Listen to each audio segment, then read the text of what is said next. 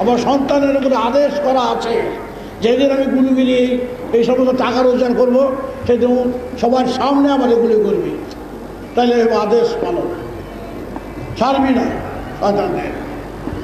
সুতরাং সাংবাদিকদের অনুরোধ করছি, তাদের লেখনীতে, তাকে লেখার জোর আছে ভালো, লেখনীতে সমাজকে ন্যায়ের বিচার করতে শেখানো হোক, লাঠি ধরতে শেখানো হোক, শয়তানদের কীভাবে সাহায্য করতে হয়, বিজদাত ভাঙতে হয় সেই শিক্ষা দিন।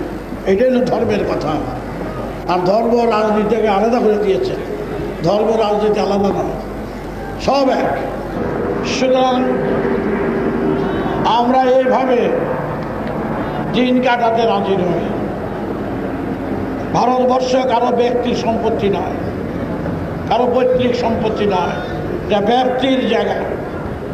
ইচ্ছা মতো যে যা খুশি অনাচার অবিচার করবে তা আমরা সহ্য করব না। আমার 5.5 কোটি 6 কোটি সন্তান নিয়ে বাপ বেটা বেটি এক রক্তে যদি মিশে থাকতে হয়, মিশতে হয়, পরে থাকতে হয়, তবু এর শেষ খেলাটা দেখিয়ে দিতে চায়। তোমরা একটা অঙ্কের ফল তো জেনে গেছো, অনেকদিন বলেছি।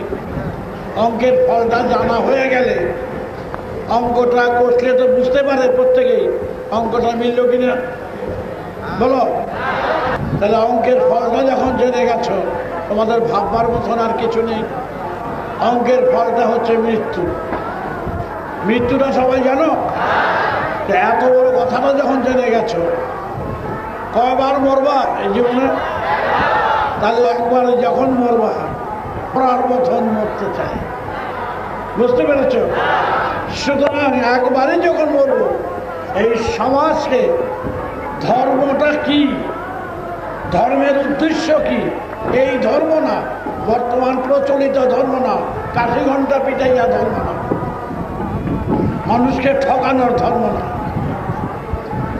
ধর্ম হচ্ছে বিজ্ঞান থাকবে, গণিত থাকবে, অঙ্ক থাকবে। আমরা সেই ধর্ম করব যেই ধর্মে মানুষকে বাঁচাবে, রক্ষা করবে।